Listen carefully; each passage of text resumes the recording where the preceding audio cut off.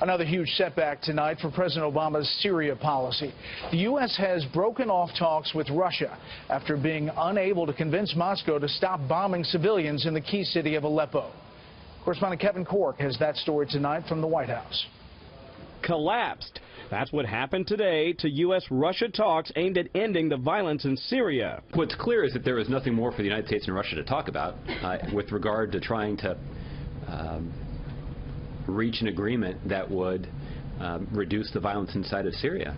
And that's tragic. Tragic and a strategic failure for President Obama, who told New York Magazine that he steadfastly has sought Russian cooperation to end the 5.5-year-old civil war in Syria to no avail, and comes as Russian President Vladimir Putin announced the suspension of a treaty with Washington on cleaning up weapons-grade plutonium, a move that makes clear Putin is willing to use nuclear disarmament as a new bargaining chip in his disputes over Ukraine and Syria.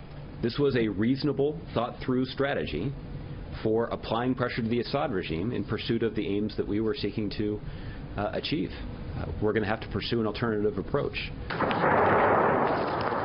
Russia's alleged use of bunker-busting bombs, like the ones that leveled a hospital yesterday in Aleppo, offers inescapable clarity that the Kremlin is unfazed by Washington's complaints and sanctions.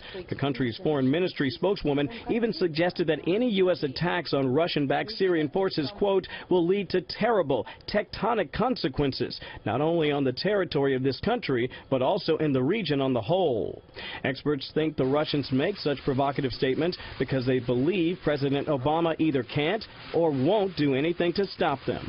Putin is psychologically in the head of the president, and he has convinced him that any escalation by the president, other than rhetoric, will lead to adverse consequences, when the truth is, most of the time, Putin is bluffing.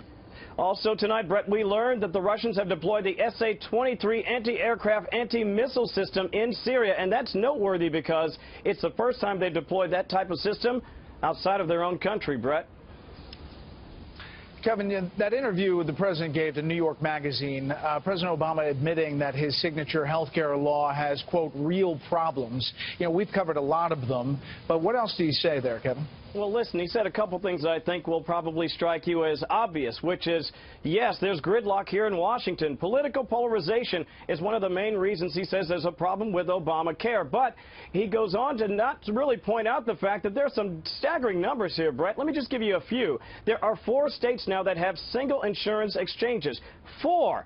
Alabama, Arkansas, Oklahoma, and Wyoming, just 1 each. And I should tell you that in the state of Minnesota, rates for some folks could rise by as much as 67% next year. That's staggering, to say the least. All this, of course, 28 days ahead of the open enrollment period, which begins just before the election, Brett. Kevin Cork, live on the North Lawn. Kevin, thank you.